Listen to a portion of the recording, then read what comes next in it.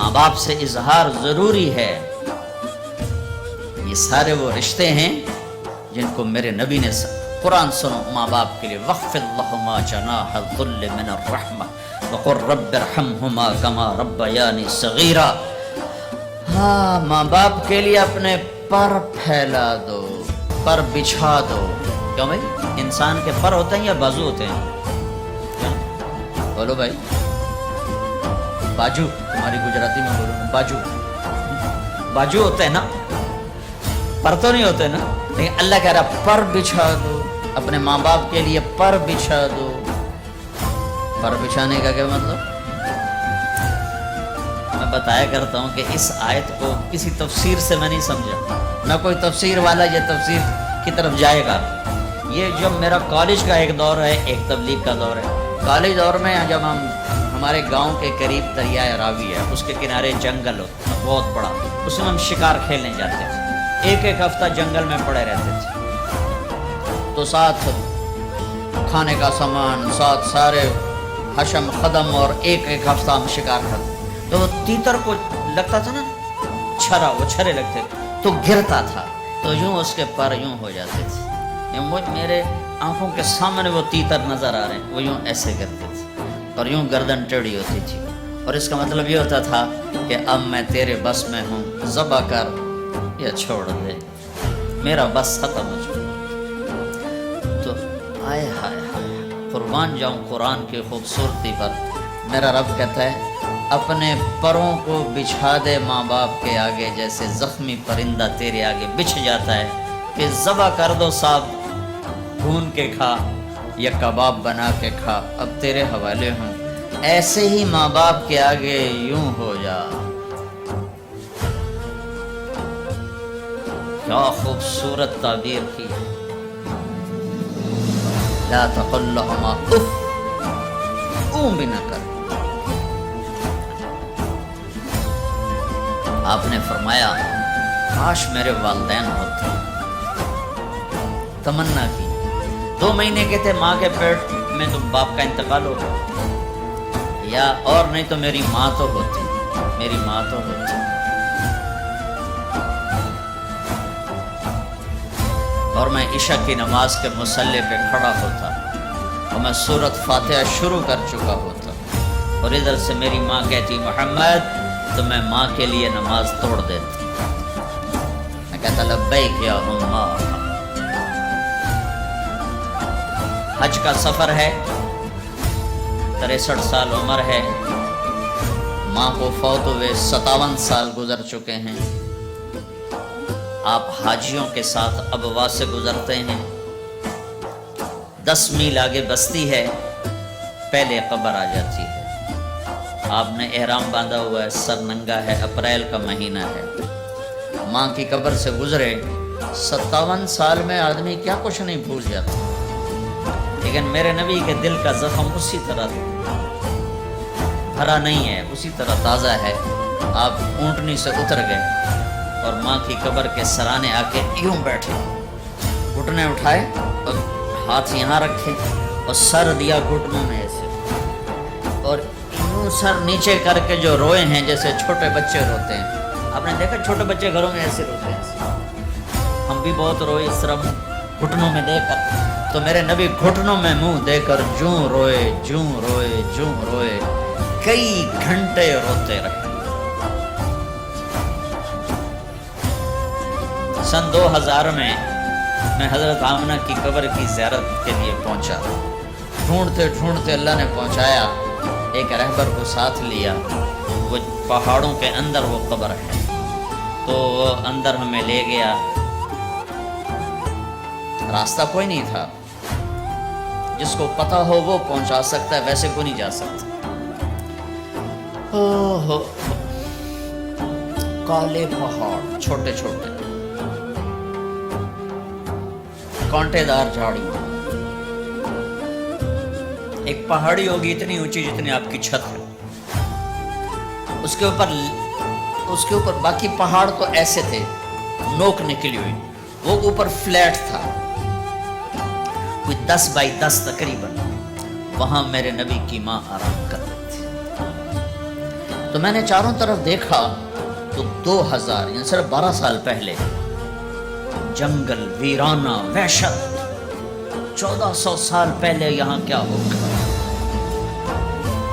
میں اللہ کی بے نیازی سے کانپ رہا تھا کہ میرے رب جس کی خاطر تو نے کائنات بنائی، یہاں اس جنگل میں اس پہ اتنا امتحان ڈالا، وہ بھی 6 سال کی عمر میں۔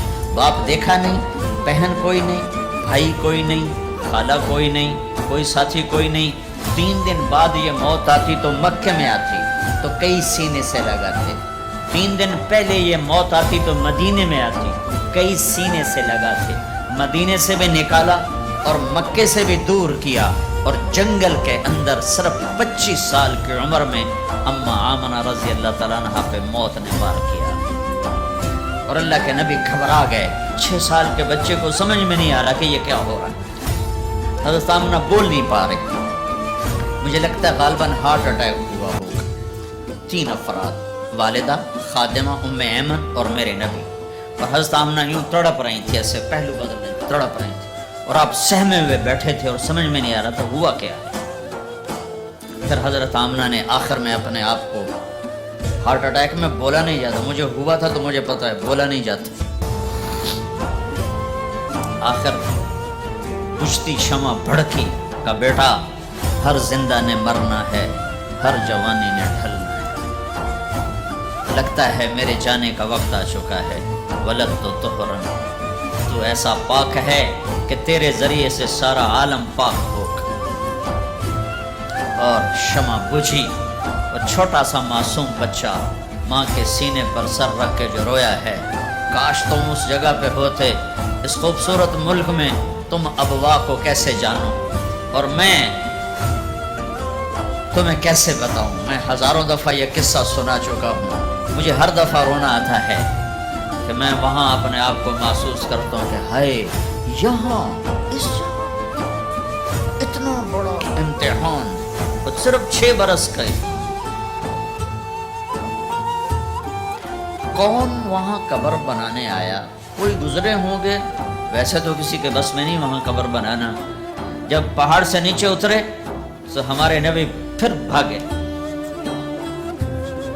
جب ام ایمن اوپر پہنچی ہیں تو کیا منظر تھا کہ ابوا کے پہاڑ بھی روئے اور زمین آسمان بھی روئے اور ہر پتھر رویا کہ 6 سال کا معصوم بچہ 2 جہان کا سردار ہے، جنت کا چابی بردار ہے، اللہ کا جھنڈا ان کے ہاتھ میں ہوگا، شفاعت ان کی کہ تو فعل حساب ہوگا، ان کی شفاعت کے ساتھ پل پار ہوگا، ان کے صدقے جنت کا دروازہ کھلے گا، ان کے صدقے جنت میں داخلہ ہوگا، ان کے صدقے گناہوں کی معافی ہوگی۔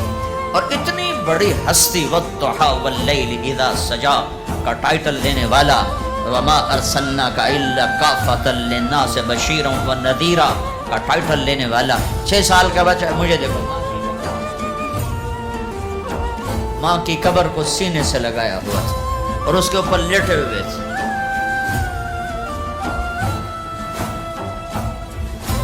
جب حضرت ام ایمن پہنچی ہیں تو اللہ کے نبی کیا کہہ رہے تھے؟ اے میری ماں، تمہیں تو پتہ ہے نا تیرے سوا میرا کوئی نہیں تھا، تو مجھے چھوڑ کے کہاں چلی گئی؟ تیرے بغیر کہاں جاؤں گا؟ میرا کون ہے اب تیرے سوا؟ ام ایمن نے اٹھایا کہ مجھے چھوڑ دو، میں کہیں نہیں جاؤں گا، میں اپنی ماں کے سوا کہیں نہیں جاؤں گا۔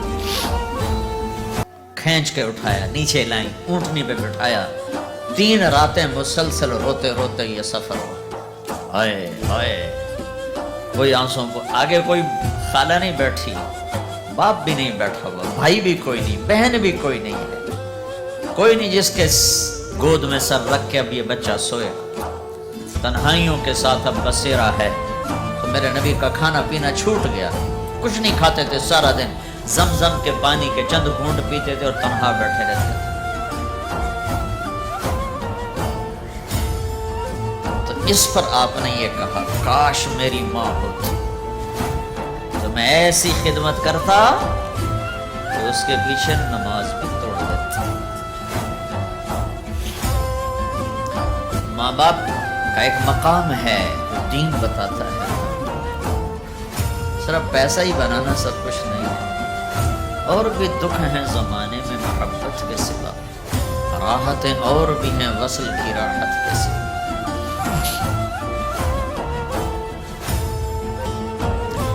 ماں باپ کا مقام ہے، ان کو مقام دو، لیکن ماں کی وجہ سے بیوی پہ ظلم نہ کرو، بیوی کے عشق میں ماں پہ زیادتی نہ کرو۔ یہ گھر کی معاشرت ہے، یہ گھر کی زندگی ہے۔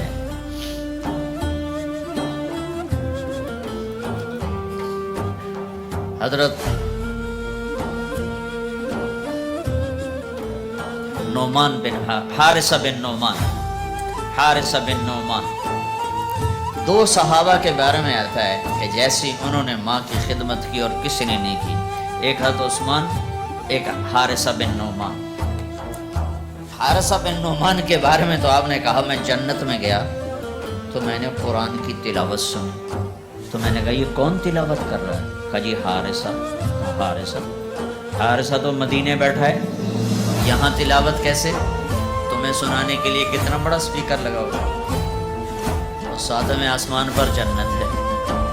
تو کہا فرشتوں نے کہ جی ماں کی ایسی خدمت کی ہے، جب قرآن پڑھتے ہیں اللہ ساری جنت کو سناتا ہے۔